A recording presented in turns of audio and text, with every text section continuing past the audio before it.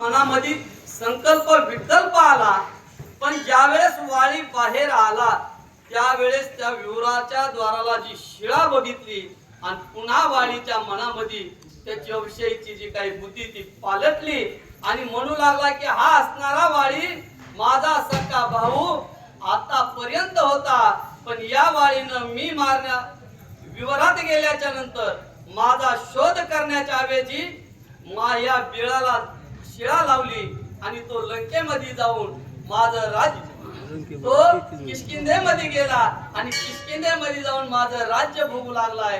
असा असणारा माझा वाळी भाऊ आता माझा भाऊ नाही, माझा पक्का वैरी झाला, असं तो वाळी विचार करू लागलेला आहे. तारा सांगे वाळी पाची बुडता किष्किंधेच्या राजाची सुग्रीवे राखिले प्रतापेची सत्य तुम्हा पाशी सांगते. ज्या वेळेस वाळी किष्किंधा नगरीमध्ये आला आणि किष्किंधा नगरीमध्ये आल्याच्या नंतर त्या असणाऱ्या सुग्रीवा बरोबर तो द्वंद्व करू लागला की तू माझं राज्य हडप केलंस, माझं राज्य भोगू लागलास. असं ज्या वेळेस तो वाळी सुग्रीवाला म्हणत होता त्यावेळेस प्रभू जी असणारी माझी भाऊजाई तारा वाळीची पत्नी होती त्या ताराने त्या वाळीला व्यवस्थितपणे वेगवेगळ्या प्रकारच्या पद्धतीने समजून सांगितलं होतं. त्या प्रचक्राला या सुग्रीवानं पराजित केलं आणि त्याला पाठीमागं लावलं. सुग्रीव राज्यावर बसला नाही, सुग्रीवाला राज्यावर बसविलं. असं ते राज्य घ्यावयाच त्वरे वेडिले पुरे विद्याधरी. ती असणारी वाळी सुग्रीवा वाळीला तारा राणी सांगू लागले की हे महाराज, अहो तुम्ही दोघंही त्या विवरामध्ये राक्षसाच्या पाठीमागे गेलात.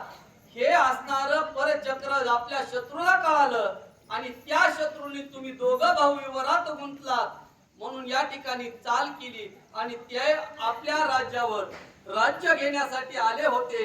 अशी ते आपल्या राज्यावर आले आणि त्यांना सुग्रीवानं परत केलं, युद्ध केलं आणि त्यांना पराजित करून परत केलं.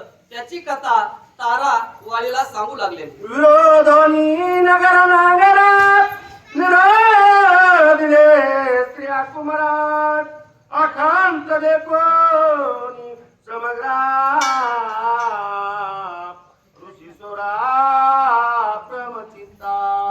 मग या ज्या वेळेस या असणाऱ्या किष्किंधेवर परकीय शत्रूनं चाल केली त्यावेळेस या असणाऱ्या शत्रूच्या भीतीनं त्या किष्किंधा नगरीमध्ये लहान थोर आबाल वृद्ध स्त्री पुरुष हे आकांत करू लागले आणि त्यांचा आकांत बघून सर्व ऋषीश्वरांना चिंता झाली की आता या ठिकाणी राजा तर कुणी नाही, मग या नगरीचं रक्षण कोण करील, या नगरीला कसं सांभाळता येईल, असं सर्व ऋषीमुनी विचार करू लागले. सेनापती वानर सैन्य त्याची सर्वता नाही ज्ञान पूर्वीचे चौदे प्रधान